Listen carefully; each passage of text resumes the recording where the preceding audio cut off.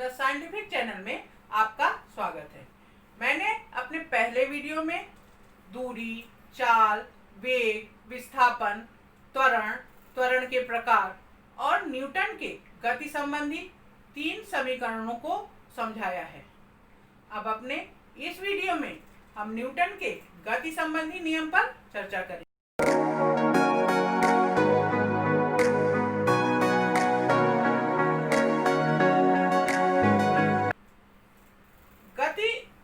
Newton के गति संबंधी नियम पर चर्चा करने से पहले हमें यह समझ लेना चाहिए कि कोई भी पिंड पृथ्वी के सतह पर या तो गतिशील रह सकता है या जड़त्व के अवस्था में रह सकता है। जैसे कि अगर एक बॉल फर्श पर रखी है तो जब तक आप उस पर कोई बल नहीं लगाएंगे वो अपने स्थान से नहीं हटेगी। इसी प्रकार यदि कोई वस्तु गति कर रही है तो जब तक उसमें किसी प्रकार की रुकावट उत्पन्न नहीं होगी तब तक वो नहीं रुकेगा। यही न्यूटन ने इसी को जड़त्व का नियम कहा।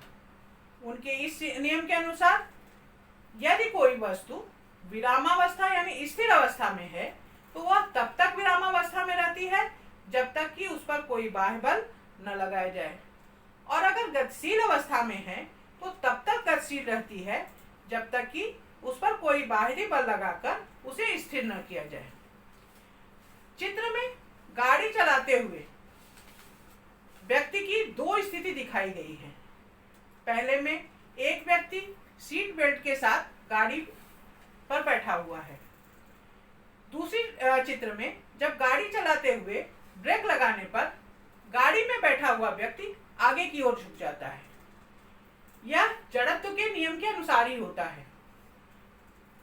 अब ये कैसे होता है इस पर हम थोड़ी चर्चा करते हैं। जब गाड़ी चल रही है उस अवस्था में व्यक्ति सीट पर बैठा हुआ स्थिर अवस्था में होता है।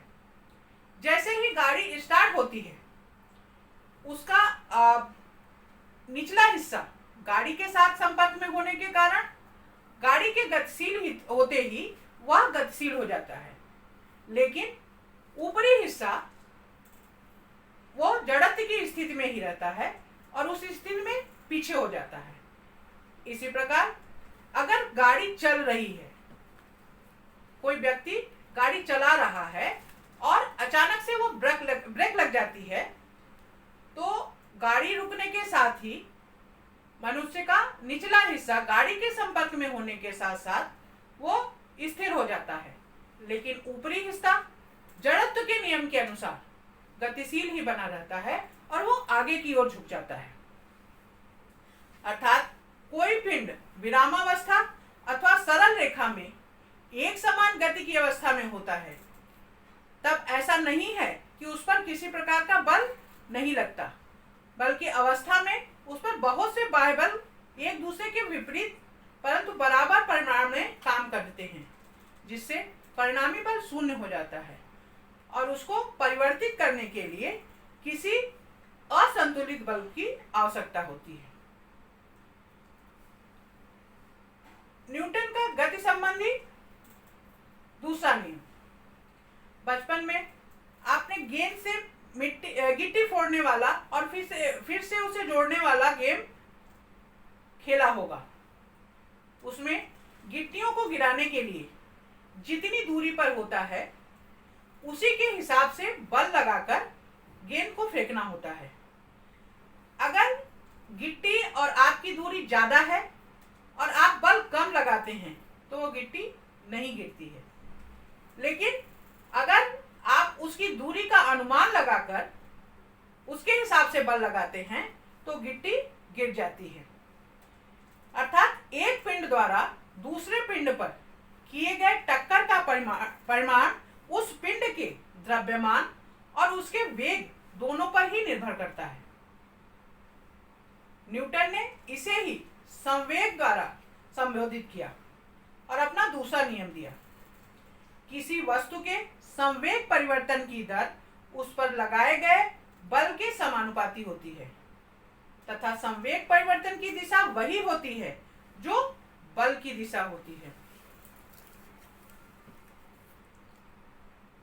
संवेग पिंड के वेग और द्रव्यमान के गुणनफल को संवेग कहते हैं। इस हिसाब से P बराबर mv। संवेग एक सदिश राशि है। संवेग परिवर्तन की दर प्रयुक्त बल के समानुपाती होती है और संवेग का परिवर्तन बल की दिशा में ही होता है। माना m द्रव्यमान का पिंड जिसका प्रारंभिक वेग u है। F बल प्रयुक्त करने पर पिंड का अंतिम वेग v हो जाता है। इस हिसाब से पिंड का प्रारंभिक संवेग होगा mu और t समय के पश्चात उसका अंतिम संवेग होगा mv। संवेग परिवर्तन की दर बराबर संवेग में होने वाला परिवर्तन बटे समय। इस हिसाब से संवेग परिवर्तन की दर का सूत्र होगा mv माइनस mu बटे t बराबर m कॉमन ले लें तो बचेगा v माइनस u बटे t। v माइनस u बटे t बराबर होता है a। तो इस प्रकार से हम संवेग परिवर्तन की दर को m a भी लिख सकते हैं।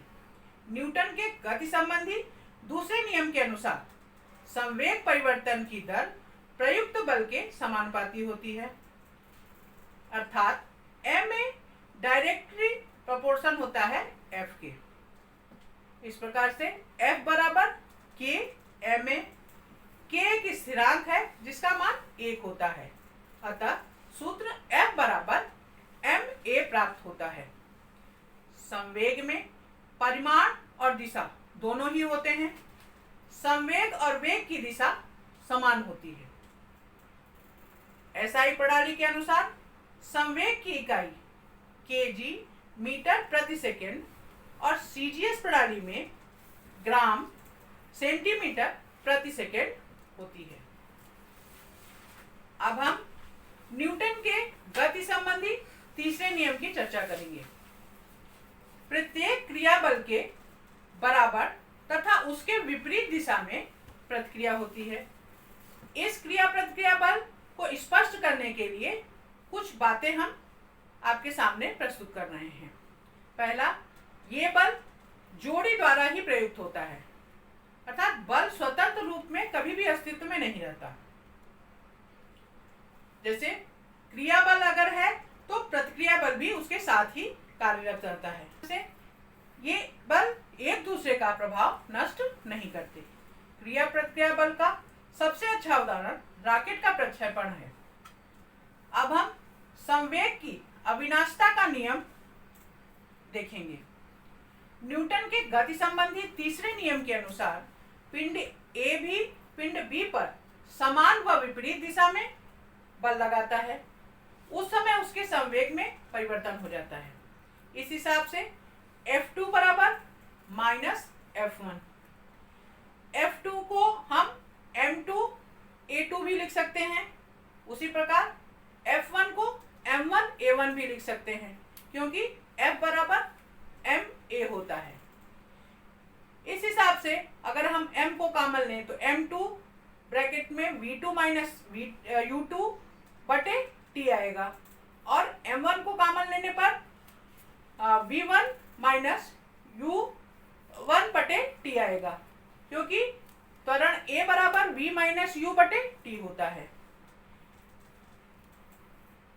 अभी दोनों पक्षों में T का मान है, T समान है तो कट जाएगा। इस हिसाब से M2 ब्रैकेट में V2 माइनस U2 बराबर माइनस M1 ब्रैकेट में V1 माइनस U1 आ जाएगा। M2 का अगर गुणा कर दें तो हमें M2 V2 minus M2 U2 प्राप्त होता है। इसी प्रकार बराबर की दूसरी ओर M1 का गुणा करने पर minus M1 V1 plus M1 U1 आता है। अब सजातीय को एक तरफ हम कर देते हैं तो उस हिसाब से M2 V2 plus M1 V1 एक साइड हो जाएगा, दूसरी side M1 U1 plus M2 U2 हो जाएगा। अर्थात कुल संवेग का परिमाण और कुल प्रारंभिक संवेग का परिमाण बराबर होता है। उदाहरण, संवेग की अविनाशिता के नियम को समझने के लिए हम बंदूक की गोली का उदाहरण लेते हैं। यदि दो पिंडों की टक्कर होती है तो उनका टक्कर के पूर्व का कुल संवेग उनके टक्कर के पश्चात के कुल संवेग के बराबर होता है। जब हम बंदूक की गोली चलाते हैं तो गोली का द्रव्यमान m1 और बंदूक का द्रव्यमान m2 मानते हैं। बंदूक से गोली दागने के पूर्व बंदूक व गोली स्थिर होने के कारण प्रारंभिक संवेग शून्य होता है, जिससे उसका कुल संवेग शून्य हो जाता है। जबकि बंदूक से गोली दागे जाने पर उसका संवेग m1 v1 होता है और गोली दागने के बाद भी उपर्युक्त नियम के अनुसार कुल संवेग शून्य होता है। अतः गोली आगे जाने के कारण बंदूक पीछे की दिशा में जाती है। इसे ही प्रतिक्षेप कहते हैं। बंदूक प्रतिक्षेप वेग से v2 ऐसी पद्धति से आगे सरकती है, अर्थात m1 v1 plus m2 v2 बराबर 0, या ऐसा भी कह सकते हैं v2 बराबर माइनस m1 बटे m2 गुणे v1। यानी कि बंदूक का द्रव्यमान गोली के द्रव्यमान की तुलना में बहुत अधिक होने के कारण बंदूक का वेग गोली के वेग की तुलना में बहुत कम हो जाता है। बंदूक के संवेग के परिमाण समान और दिशा विपरीत होती है। इस कारण से संवेग स्थिर रहता है और रॉकेट के प्रक्षेपण में भी संवेग स्थिर ही रहता है। मैंने अपने इस वीडियो में न्यूटन के गति संबंधी नियम, द्रव्य के अविनाशिता के नियम जैसे कठिन विषयों को दैनिक जीवन के सरल उदाहरणों के द्वारा और सरल भाषा में स्पष्ट करने का प्रयास किया है। आशा है इस वीडियो को देखकर आपको इन विषयों से संबंधित सभी परेशानियां आपकी दूर हो जाएंगी। अतः आप हमारे चैनल को सब्सक्राइब करें, जिससे हमारे आगे आने वीडियो की जानकारी आपको प्राप्त हो सके। अगर यह वीडियो आपको अच्छा लगा है तो आप उसे लाइक करें, शेयर करें।